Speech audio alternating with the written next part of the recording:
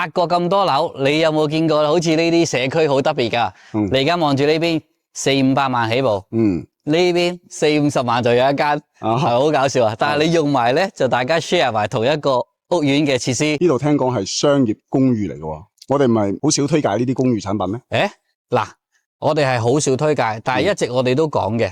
公寓產品係可以介紹，同埋公寓產品我哋一定係介紹啲靚地段，有優勢嘅 location 係最靚嘅，我哋先至會建議去投資去買嘅啫。話得明靚地段啊，先介紹一下先啦。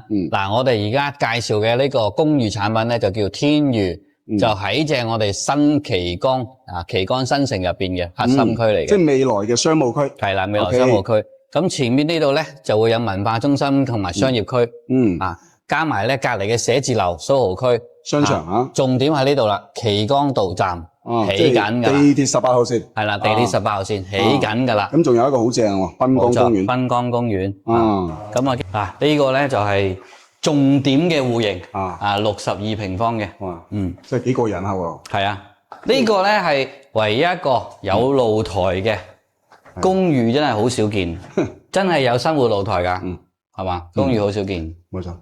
不過我中意佢呢樣嘢咧，佢雖然係公寓佢係封閉式嘅小區。係啊，係嘛？好獨立㗎，成個屋苑。即係呢個第一啦，第二佢有個園林社區咯。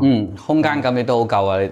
你唔好睇少呢間雖然得61方、62方，但我覺得譬如呢度整個直播間，哇！直播間係嘛？因為呢啲商業嘅樓係可以做 office 用㗎嘛，係嘛？即係整個工作室咯。係啊。上面係有兩間房。上面有兩間房。樓底就4.5米。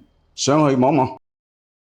呢度有間房，佢呢啲兩間房咧都唔會話黑房咯，係嘛？呢度仲有一個洗手間添，有窗㗎，係。呢度仲有個套房嚟嘅呢個更加少見。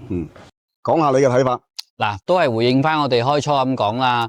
咁買公寓一定要買有地段嘅，要買靚地段嘅。再加上好似天寓而家咁，由萬幾蚊一方跌到落嚟1萬出頭。咁再加埋呢個地段有地鐵站喺你隔籬，冇錯，即係我個人認為值得入手咯。咁你覺得啱啲咩人買咧？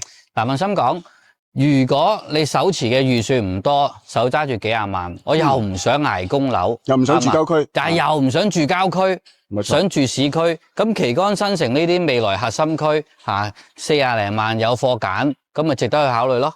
冇錯啦。